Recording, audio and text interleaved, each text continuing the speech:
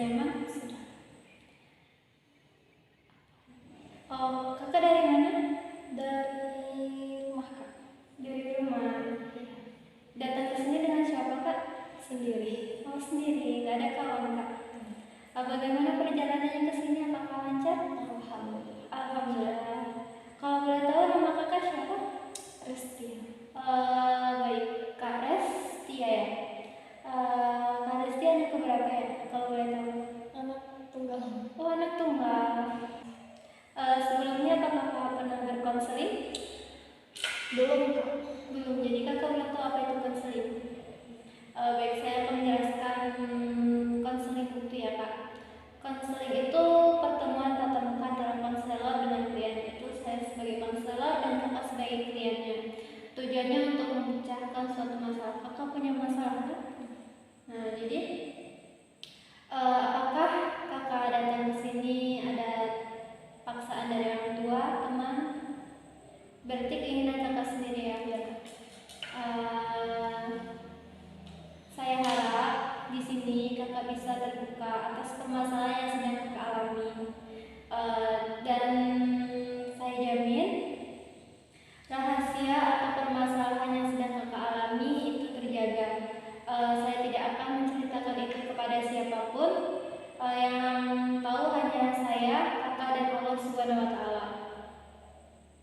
Dan keputusan nanti itu ada di tangan kakak, entah itu kakak mengikuti saran saya atau tidak, itu semua terserah kakak, karena semua keputusan ada di tangan kakak.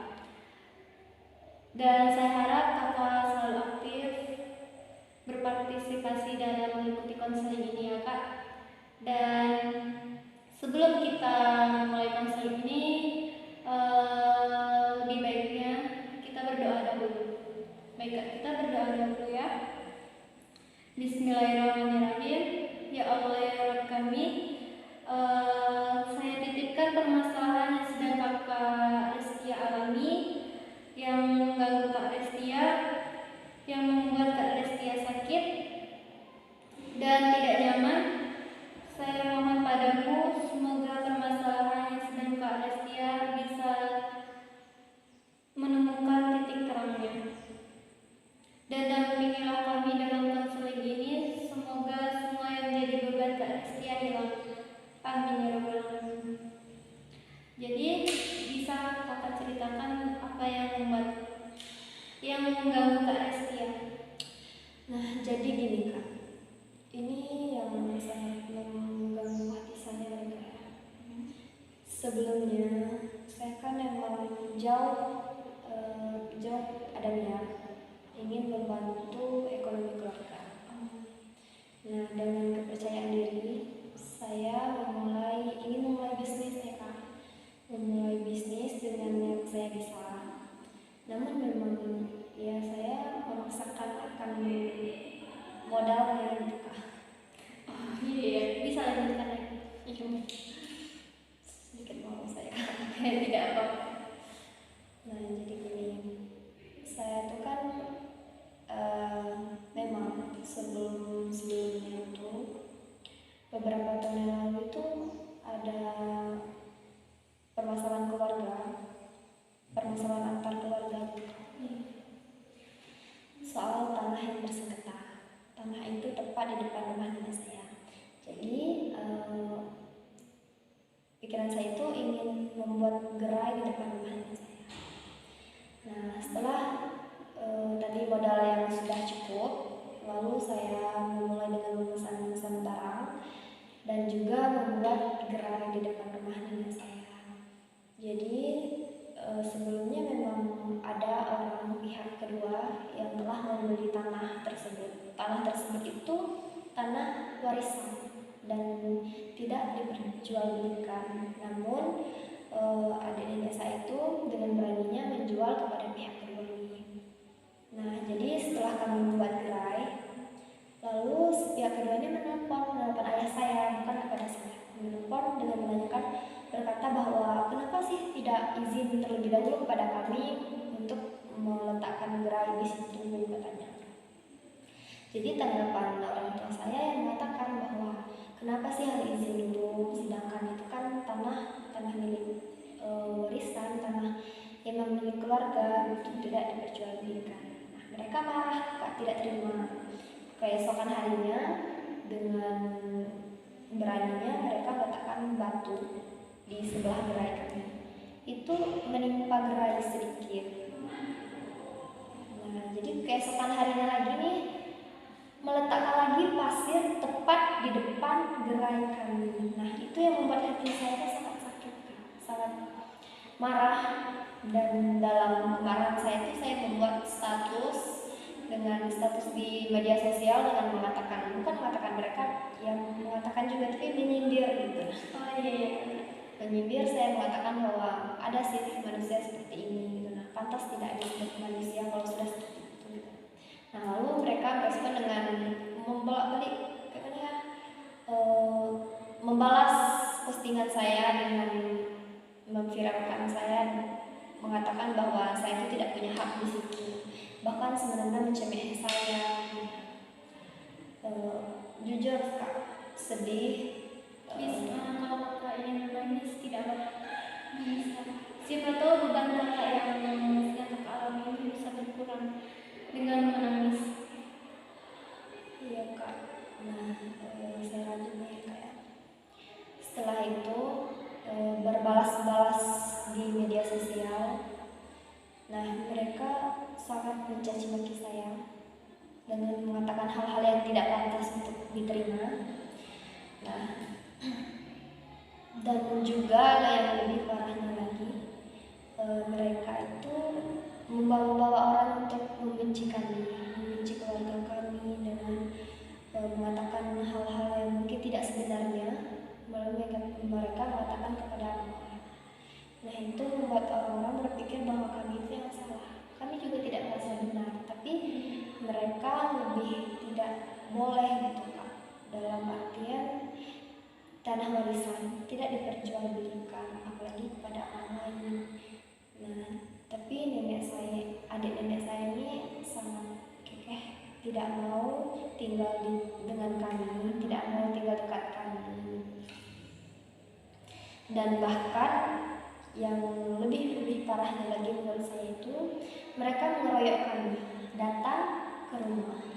Nah, dengan marah-marah yang sangat amarah yang sangat besar, dengan hampir melukai adik ayah saya.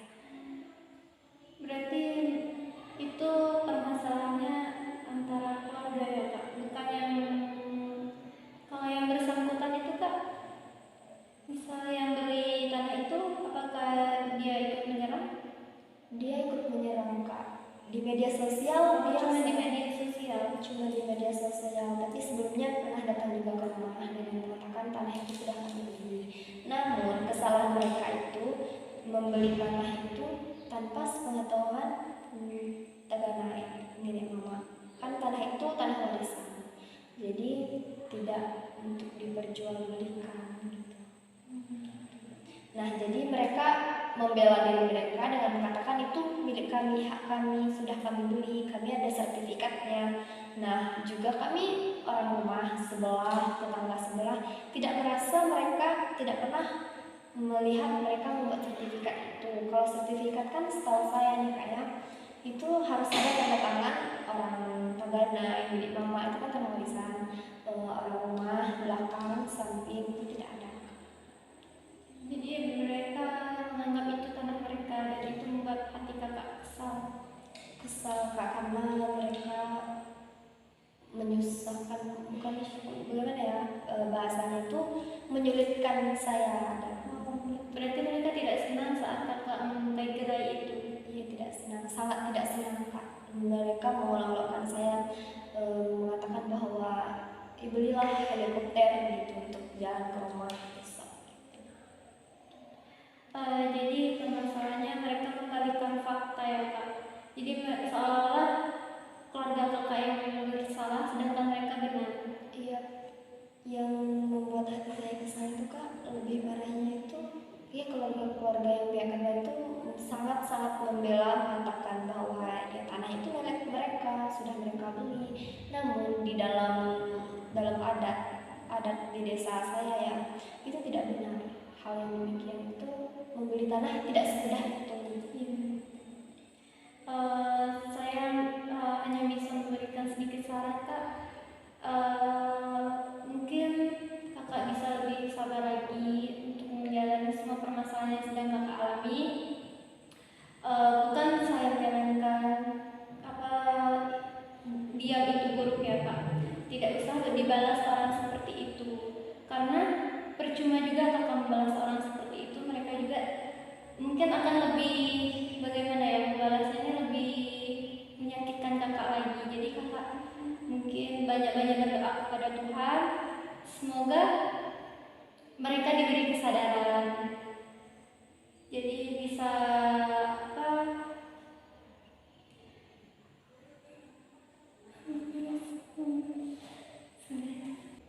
semoga usaha Kakak lebih dipermudahkan lagi, semoga lancar. Jadi orang-orang seperti itu tidak usah ditanggapi ya Kak, apalagi usaha Kakak berjalan lancar kan? Alhamdulillah sampai sejauh ini. Alhamdulillah, jadi tidak usah ditanggapi orang seperti itu Kak.